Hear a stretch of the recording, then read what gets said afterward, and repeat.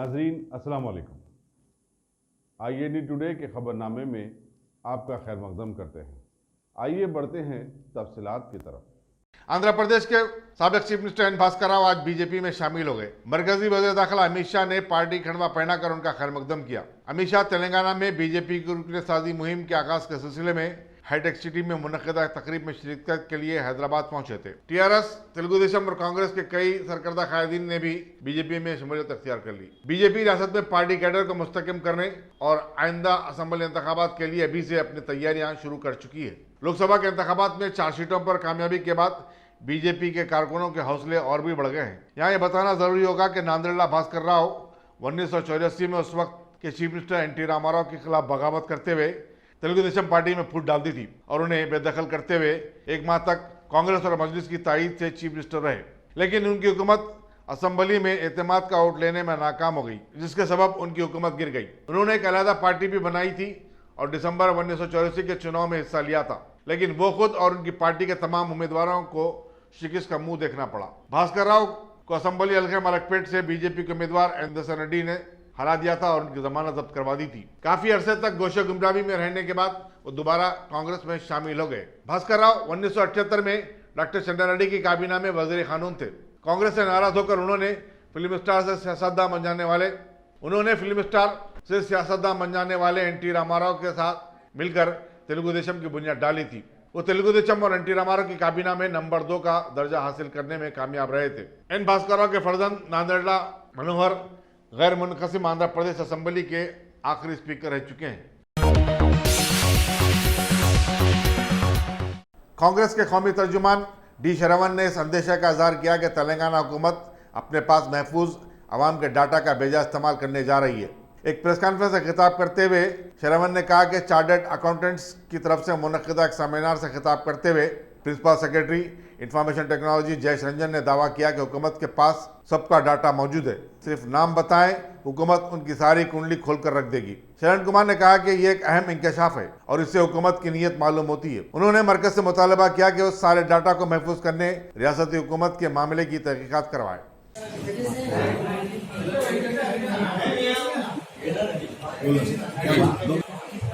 कल institute of chartered accountants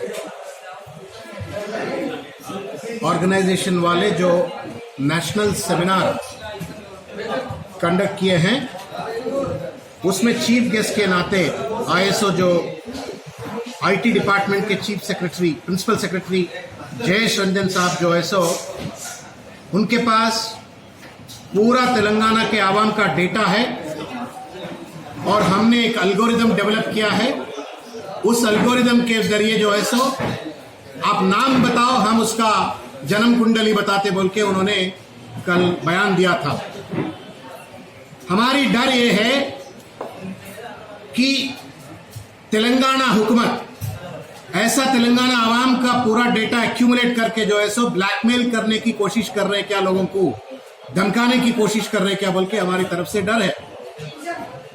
आज तक कितने लोगों का डेटा आपने कलेक्ट किया है और कौन सा डेटा पॉइंट्स आपने कलेक्ट किया है और कौन सी एल्गोरिदम और कौन सी मेथोडोलॉजी आपने यूज किया है और कैसे ये डेटा को इंटीग्रेट किया है, इसका तो किसी के आवाम को, किसी सिटीजन को जानकारी नहीं है।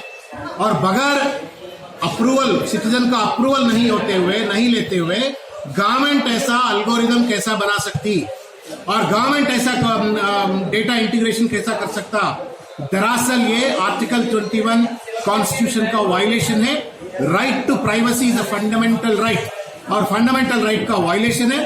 दूसरी चीज जो है सो गवर्नमेंट को हम डेटा देते हैं, हर तरीके से डेटा देते हैं। हमारी ट्रांजैक्शंस को अगर टैप करके जो है सो अगर उन लोग एक डेटा एनालिटिक्स के जरिए जो है सो एल्गोरिदम्स के जरिए, आर्टिफिशियल इंटेलिजेंस के जरिए इन लोगों का डेटा इंटरप्रिटेशन करने की कोशिश करें तो ये ब्रीच ऑफ ट्रस्ट होता है। तो हम अभी तेलंगाना हुकूमत से, हमारी तरफ से मांग ये है, आप कौन से डेटा पब्लिक के कलेक्ट कर रहे हैं, कौन से डेटा कलेक्ट कर रहे हैं, कैसा इंटीग्रेट कर रहे हैं कौन से एल्गोरिथम्स इस्तेमाल कर रहे हैं, ये चीज पूरा बताते हुए एक व्हाइट पेपर आप अनाउंस करना चाहिए। उसके ऊपर लोगों की राय लेना चाहिए, उसके बाद में ही ये डेटा का इस्तेमाल करना, नहीं तो ये इन्वेशन ऑफ प्राइवेसी होगा, कॉन्स्टिट्यूशनल वायलेशन होगा। ये हमारी तरफ से मांग है। दूसरी है, हम केंद्र सरकार, किशन रेड्डी साहब यहाँ के ही है, होम मिनिस्ट्री में साइबर सिक्योरिटी भी, साइबर डिपार्टमेंट भी, साइबर सिक्योरिटी भी उनके अंदर ही आते हैं। इसका सिक्योरिटी क्या है, ऐसा क्यों डेटा इस्तेमाल, किस वजह से डेटा इस्तेमाल कर रहे हैं, ये सब चीज जांच करने के लिए जो है सो हम किशन रेड्डी साहब को भी हम मांग करते हैं, एक खत लिखते हैं, उनको रिप्रेजेंटेशन करते हैं। तीसरी इंपॉर्टेंट बात क्या है, हम तेलंगाना और आंध्र प्रदेश का असेंबली इलेक्शंस होते जरिए एक बात देखा है, आईटी ग्रिड का केस हुआ। चंद्रबाबू नायडू जो है सो एक आईटी कंपनी के जरिए जो है सो पूरे आंध्रा लोगों का डेटा को चोरी किया, उसके जरिए जो है सो लोगों को गुमराह करके वोट मांग लिया बोल के वाईएसआरसीपी का केस के मद्देनजर रखते हुए तेलंगाना पुलिस जो है सो हल्ला मचा करके जो है सो वो कंपनी को बंद करा दिए, वो कंपनी का ओनर को जेल में डाल दिए। फिर ये जयेश रंजन साहब भी ऐसी कर रहा है। अभी ये डेटा किसके लिए इस्तेमाल हो रहा है, फिर इनके ऊपर भी एक्शन लेंगे क्या? ऐसे बहुत सारे मुद्दे हैं, इसके ऊपर जांच होना ये हमारी मांग है।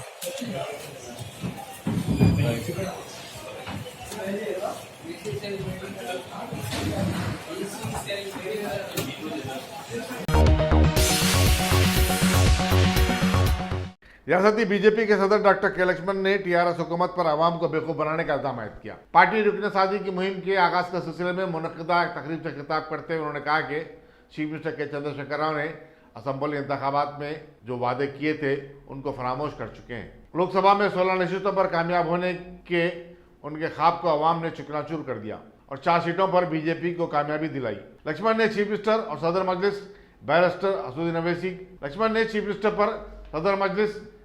असदुद्दीन अवैसी के इशारों पर नाचने का भी इल्जाम आयद किया और कहा कि मजलिस ने जिसका भी साथ दिया है उसके साथ उसने दगा किया और उसकी नैया को डुबो दिया है और चीफ मिनिस्टर को यह बात मालूम होनी चाहिए। उन्होंने कहा कि बीजेपी ने हर वार्ड में 50 नए अरकान बनाने का फैसला किया है और इस तरह रियासत में 20 लाख पार्टी कारकुन बनाने का उसका निशाना पूरा हो जाएगा। गौरवनीयुलु भारतीय जनता पार्टी जातीय अध्यक्षुलु केंद्र होंशाख मात्युलु अभिनव सरदार पटेल श्री अमित షా గారు, వేదిక మీద ఉన్నటువంటి జాతీయ ప్రధాన కార్యదర్శి మురళీధర్ రావు గారు, కేంద్ర హోంశాఖ సహాయ మంత్రివర్యులు మిత్రులు కిషన్ రెడ్డి గారు, బండారు దత్తాత్రేయ గారు, కృష్ణదాస్ గారు, ఎమ్మెల్సీ రామచంద్రరావు గారు, మాజీ మంత్రివర్యులు డికే అరుణ గారు, మాజీ ముఖ్యమంత్రి నాదెండ్ల భాస్కర్రావు గారు, పేరాల మన సౌదాన్ సింగ్ గారు, మన ఎమ్మెల్యే రాజా సింగ్ గారు, పార్లమెంట్ సభ్యులు సంజయ్ గారు, పార్లమెంట్ సభ్యులు ధర్మపురి అరవింద్ గారు,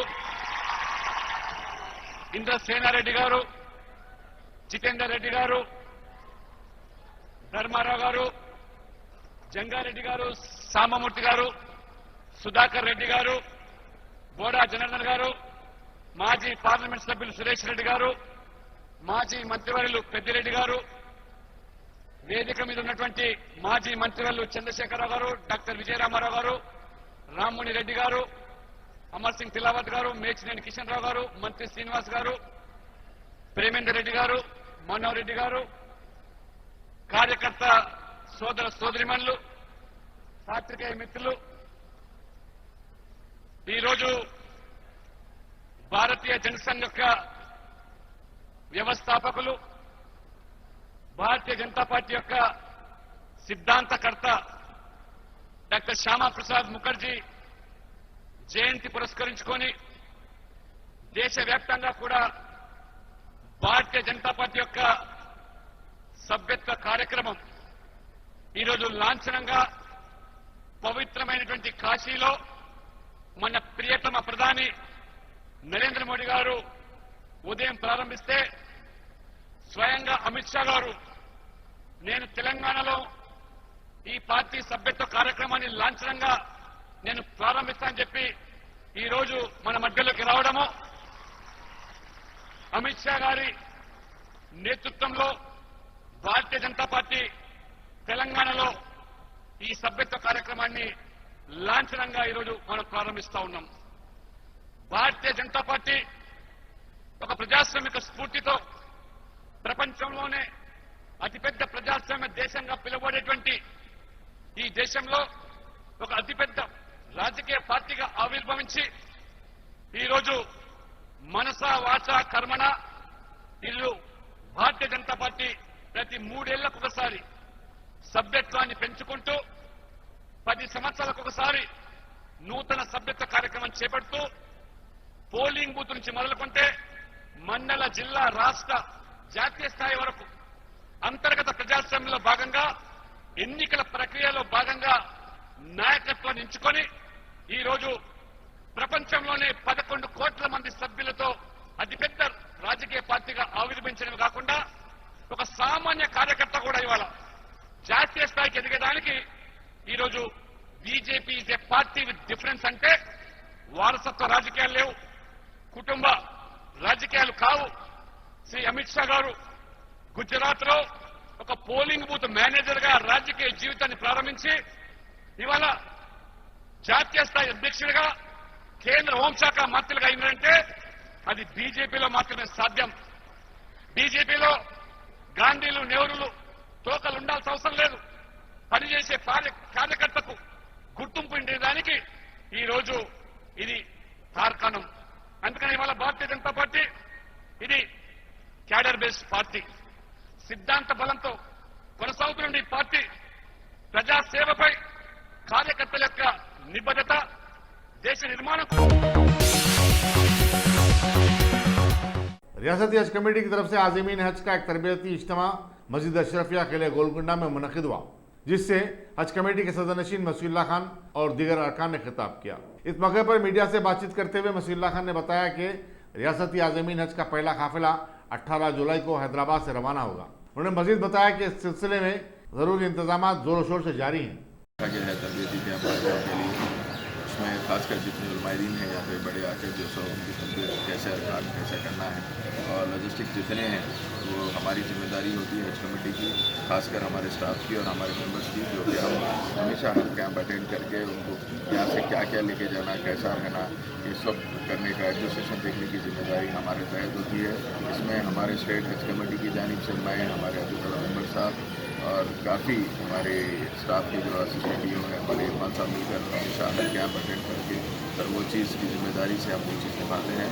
और आने वाले दिनों में बिल्कुल कम दिन रह गए हैं, मैं हाजियों से गुजारिश करता हूँ कि आप डेली 3 से 4 किलोमीटर डेली चलिए और ख़ासकर लेडीज़ को भी ये चीज़ की गुजारिश करता हूँ, क्योंकि घर में रहने वाली लेडीज़ हमेशा उनको बाहर फिरने की आदत नहीं होती है।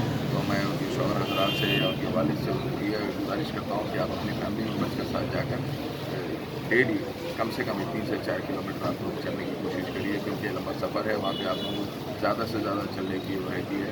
और ख़ासकर जो पहली फ़्लाइट 18 के दिन हमारे पास से जारी है वो तेलंगाना के हाजियों या आंध्रा के हाजियों के लिए नहीं है, वो सब कर्नाटका के हाजियों की फ़्लाइट है, जो कि हज हाउस से वो लोग हाजी हमारे पास से रवाना होंगे इंशाअल्लाह ताला। आप लोगों के जो तेलंगाना स्टेट के और आंध्रा और महाराष्ट्र की जो हाजियाँ हैं वो इंशाअल्लाह 26 तारीख से हमारे हज हाउस से रवाना होना शुरू होंगे, जिनकी आखिरी फ़्लाइट रहेंगी 4 अगस्त के इंशाअल्लाह। अब A1 टाउनशिप चिविला और मोइनाबाद के दरमियान मेन रोड से 1.3 किलोमीटर आबादी से लगा हुआ तमाम डेवलपमेंट के साथ, जहां आप अपना घर बना के रह सकते हैं, जो है बिल्कुल बिल्कुल बिल्कुल आबादी से लगा हुआ। 4 लाख में 100 गज का plot, drainage, electricity, footpath, BT road, college, bus stop जैसी तमाम सहूलियतें दस्तयाब हैं। आपका ये छोटा सा इन्वेस्टमेंट आपका और आपके बच्चों का मुस्तकबिल बदल सकता है। मजीद मालूमात के लिए हमें कॉल करें। Address pillar number 235 opposite fishers department, Rajendra Nagar, Hyderabad. Contact 7799603838। TRS के रुकने खानुसाज काउंसिल कन्ना प्रभाकर ने मरकज के कल मौलाना बजट को मुखालिफ तेलंगाना करार दिया। अखबारी नुमाइंदों से बातचीत करते हुए उन्होंने कहा कि वज़ीर-ए-आज़म से चीफ मिनिस्टर की मुतअद्दिद नुमाइंदगियों के बावजूद मरकजी बजट में तेलंगाना के लिए कोई रकम मुख्तस करने का तस्करा तक शामिल नहीं है। कन्ना प्रभाकर ने बताया कि पार्टी को तवक्को थी कि मरकज तेलंगाना हुकूमत की तरक्की के लिए अपना दस्ते ताउन आगे बढ़ाएगा, लेकिन इस हुकूमत ने तेलंगाना और उसके अवाम को बुरी तरह मायूस कर दिया है। वित्त मंत्री निर्मला सीतारमण ने जो बजट पेश किया है, वो बजट में तेलंगाना को पूरा अन्याय हुआ। वो बजट देखे तो अपने को समझ में आ रहा, मोदी का जो तेलंगाना के ऊपर खिलाफ है, वो उसमें क्लियरली अपने को समझ में आ रहा।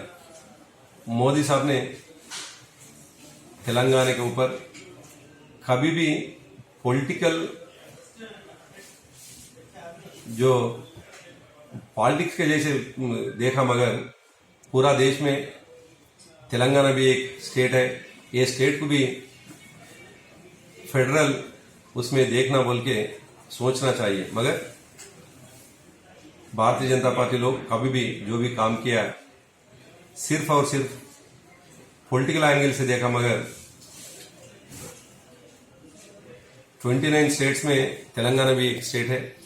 वो स्टेट को जो भी पार्टी रहने दो यहाँ पे, वो स्टेट को फंड्स लगाना बोल के और बजट लगाना बोल के सोचना चाहिए। मगर भारतीय जनता पार्टी लोग कभी भी पॉलिटिकल एंगल से देखा, मगर ये स्टेट के हिसाब से यहाँ पे जो डेवलपमेंट हो रहा, यहाँ पे कुछ ये काम हो रहा, उनको मदद करने के लिए भी कभी भी नहीं सोचे वो लोग। फिर भी हम पहले से भी पूछ रहे हैं, कालेश्वरम को 20,000 करोड़ पूछे हम लोग, और मिशन काकतिया, मिशन भगीरथ को 24 करोड़ पूछे, 24,000 करोड़ पूछे हम लोग। इनको भी हेल्प नहीं करे वो लोग। ये पूरा नहीं करके बजट पेश करके उसका पार्टी का प्रेसिडेंट अमित शाह ने आज तेलंगाना को आ रहा, मेंबरशिप ड्राइव के लिए आ रहा।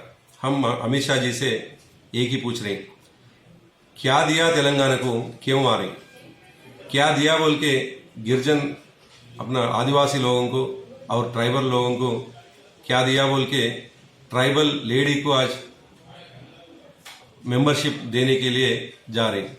ये पहला आप आंसर देके मेंबरशिप ड्राइव शुरू करने का। और जो 4 पार्लियामेंट मेंबर्स यहाँ पे जीत चुका है, वो लोग से हमारे डिमांड है, यहाँ असेंबली के जैसे पार्लियामेंट को वो करके हर एक दिन टीआरएस को और तेलंगाना गवर्नमेंट को बदनाम कर रही, मगर आप मोदी से कभी पूछ रहे ही नहीं तेलंगाना को कुछ होना बोल के। आप मोदी से कभी पूछे तो आज जो हम कोच फैक्ट्री पूछा और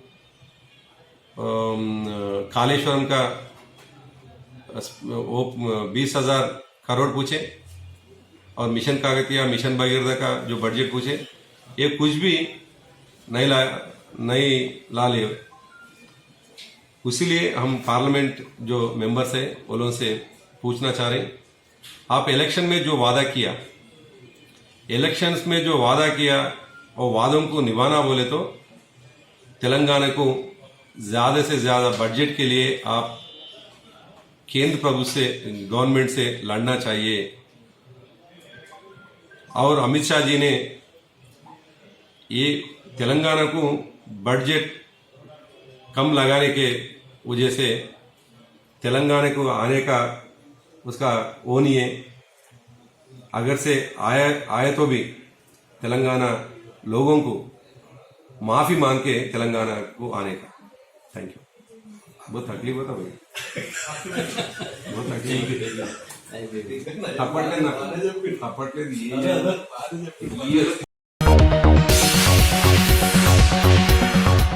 गाजी kidney centre and multi speciality hospital, गुर्दे और बवासीर के इलाज का 40 साल मशहूर हॉस्पिटल, जहां हजारों पेशेंट्स क्योर हो चुके हैं। Doctor Hussaini international national award winner और दूसरे डॉक्टर्स और लेडी डॉक्टर्स की जेर खिदमत गुर्दे के तमाम अमराज का मुकम्मल ट्रीटमेंट किया जा रहा है। गुर्दे फेल हो चुके हों, डायलिसिस करवा रहे हों, याद रखिए डायलिसिस कोई इलाज नहीं, इससे 1% भी गुर्दे रिकवर नहीं होते। हाँ, डायलिसिस टेम्पररी रिलीफ दे सकता है, लेकिन हमारे ट्रीटमेंट से गुर्दे फिर से फंक्शन में आ सकते हैं। गुर्दे श्रिंक हो गए हों। मजलिस इत्तेहादुल मुस्लिमीन के सदर और हैदराबाद के रुकन पार्लियामेंट असदुद्दीन अवैसी ने हुजूमी तशद्दुद के जरिए मासूमा का कत्ल करने वालों को मुल्क के गद्दार और दहशतगर्द करार दिया। वो हैदराबाद के तिगलकुंटा में मजलिस की जानिब से तबरेज़ अंसारी के कत्ल के खिलाफ मुनक़िदा एहतजाजी जलसे से खिताब कर रहे थे। उन्होंने कहा कि मॉब लिंचिंग करने वाले अफराद हिजड़े और गोडसे की नाजायज़ औलाद हैं। अवैसी ने जलसे में इस बात का इरादा भी किया कि मुल्क के 17 करोड़ मुसलमानों को तरक्की से महरूम करके वज़ीर-ए-आज़म नरेंद्र मोदी हिंदुस्तान को $5 ट्रिलियन की मईशत नहीं बना सकते। असद अवैसी ने अफसोस का इजहार किया कि हुजूमी तशद्दुद के वाक़यात का मामला अब अक़वाम मुत्तहिदा में भी उठाया गया है। उन्होंने कहा कि अक़लियतों की जान माल और उनकी इबादत गाहों का तहफ़्फ़ुज़ होगा, तभी मुल्क हकीकी तौर पर तरक्की करेगा। असद अवैसी ने सवाल किया कि 3 तलाक पर कानून बनाने वाली मोदी हुकूमत हुजूमी तशद्दुद से निपटने के लिए कानून क्यों नहीं बनाती। उन्होंने याद दिलाया कि 17 जुलाई 2018 को सुप्रीम कोर्ट ने हुजूमी तशद्दुद के खिलाफ कानून बनाने की हिदायत दी थी। ताहम मरकजी हुकूमत ने सुप्रीम कोर्ट की हिदायत को नजरअंदाज कर दिया है। तबरेज़ अंसारी की मौत, उसके वाक़यात तो आपने ज़रूर पढ़े होंगे, मगर सबसे अहम बात यह है कि 23 मई को जब पार्लिमानी इलेक्शन के नतीजे आए, जिसमें हिंदुस्तान की आवाम ने बीजेपी को इख्तिदार दिया, दोबारा हिंदुस्तान के वज़ारत उज़्मा के इस अजीम ओहदे पर नरेंद्र मोदी फायज हुए। 23 मई के बाद से आज की तारीख तक 8 लोगों को हुजूमी तशद्दुद या मॉब लिंचिंग के जरिए उनकी मौत हुई है, बल्कि उनका कत्ल किया गया। और मैं आपको याद दिलाना चाहता हूं कि पिछले 4 साल से बराबर मैं इस बात को दोहरा रहा हूं और फिर आपको याद दिला रहा हूं कि हमारे वतन हिंदुस्तान में, भारत में, इंडिया में मॉब लिंचिंग खत्म नहीं होगी, ये जारी रहेगी। मैं जब कभी भी यह बात कहता था तो मेरे मंजलिस के रुफ़क़ा, मेरे दोस्त मुझसे सवाल करते थे कि आखिर किस बुनियाद पर आप ये कह रहे हैं कि खत्म नहीं होगा। मीडिया में बहुत से सहाफ़ी हैं जो बार बार मुझ पर टीवी पर सवाल करते कि वज़ीर-ए-आज़म ने कई मर्तबा इसके बारे में कहा और उसकी मजम्मत की, कंडेम किया, और असदुद्दीन ओवैसी तुम क्यों कहते हो कि खत्म नहीं होगा।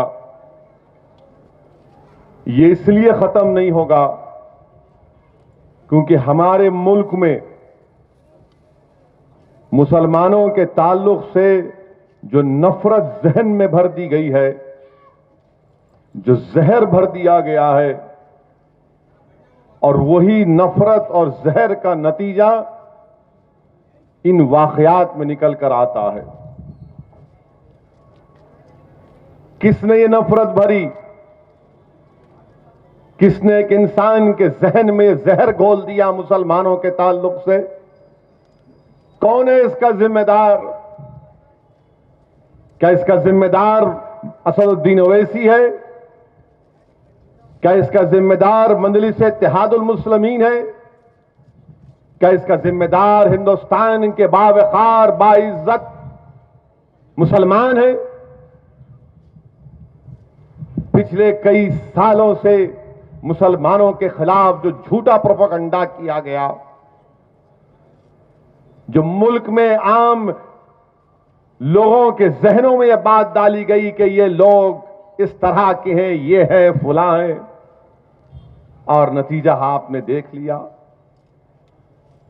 मुसलमान पैदा होता है।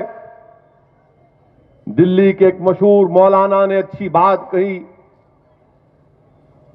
मौलाना दहलवी ने कहा कि जब मुसलमान पैदा होता है तो कहते हैं देखो ये आबादी में इजाफा कर रहा है। उसके महल्ले में स्कूल नहीं खोला जाता तो मदरसे में डालते हैं गरीबी की वजह से, तो कहते हैं देखो ये मदरसे दहशतगर्दी के अड्डे हैं। जब नौकरी को निकल कर जाता है तो कहते नहीं, तासुबियत का मजाहरा होता है कि नहीं मिलेगी तुमको नौकरी।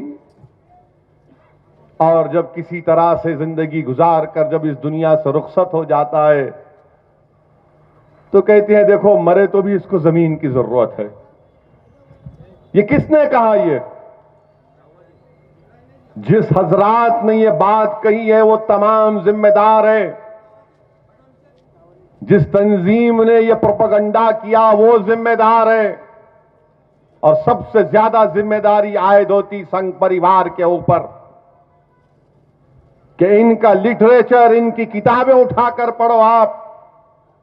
गोलवालकर की किताब उठाकर पढ़ो आप। दीनदयाल उपाध्याय ने क्या लिखा थ्योरी ऑफ इंटेग्रल ह्यूमैनिज्म में, मुसलमानों के बारे में क्या लिखा वो पढ़ लो उठाकर आप।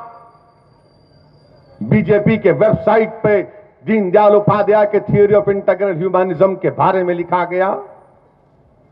बंच ऑफ थॉट्स किताब उठाकर पढ़ लो। वी आर नेशनहुड डिफाइंड किताब उठाकर पढ़ लो आप। क्या कहा था मौजूदा आरएसएस के चीफ ने? कहा था कि हम चोरी का सामान है। किसने कही थी ये बात? किसने कहा था पार्लिमानी इलेक्शन में कि क्या एक मजहब दहशतगर्द हो सकता है? पुकार पुकार कर वजीर आजम ने पूछा था कि क्या बताओ, क्या हम दहशतगर्द हो सकते हैं? तो अवाम ने कहा कि नहीं, जिस मजहब से वजीर आजम का ताल्लुक है वह दहशतगर्द नहीं हो सकता। तो पैगाम क्या दिया गया कि हम दहशतगर्द हैं? किसने नफरत फैलाई? और ये नफरत सिर्फ 5 साल की नहीं है मेरे भाई। ये नफरत की आगाज हाशिमपुरा के उस फसाद में, उस मासूम लोगों के कत्ल में है, मलियाना के फसाद में है, भागलपुर के फसाद में है, बाबरी मस्जिद की शहादत में है, 1990 के उस मनहूस फसादात में है, मुंबई की रोडों पर जो मासूम इंसानों का कत्ल किया गया, वही नफरत का मुजाहरा।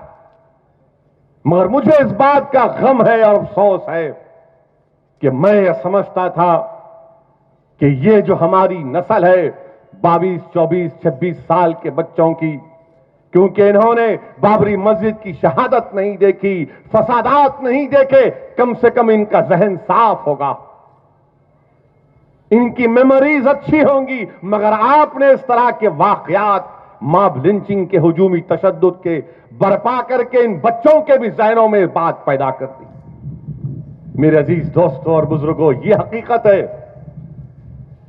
यकीनन मैं ये नहीं कहता कि हमको मायूस होने की जरूरत है या हमको डरने की जरूरत है। तबरेज अंसारी से क्या किया गया था? 3 महीने पहले उसकी शादी हुई,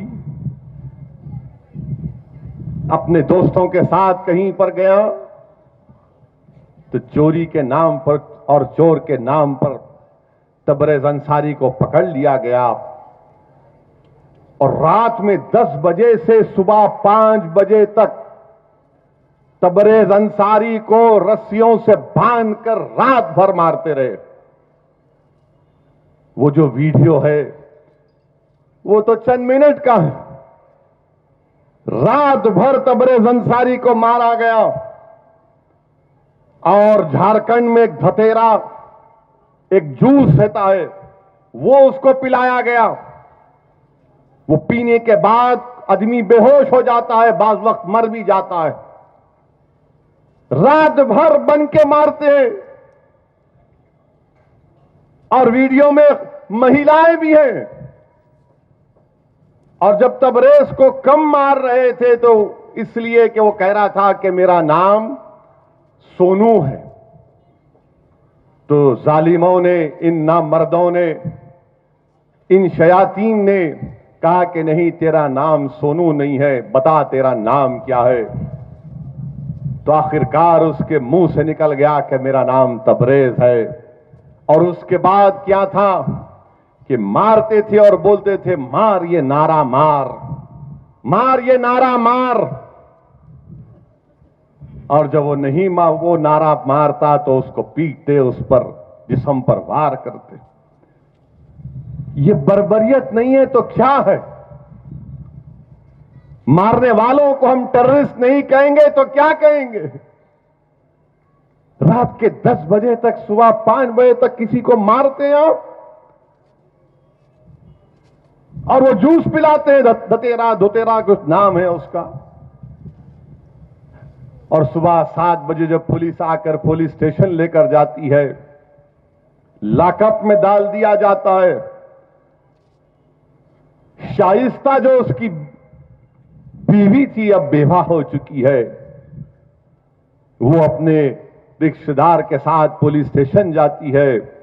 तो हस्बे रिवायत हजरत पुलिस ने कहा कि भाग जाओ वरना तुम्हारी भी हड्डी पसली तोड़ देंगे। कोई बीवी अपने शौहर को पुलिस स्टेशन में उस हाल में देखकर नहीं जाती घर को, वो बाहर पुलिस स्टेशन पर ठहर रहती है। तबरेज की मां आती है।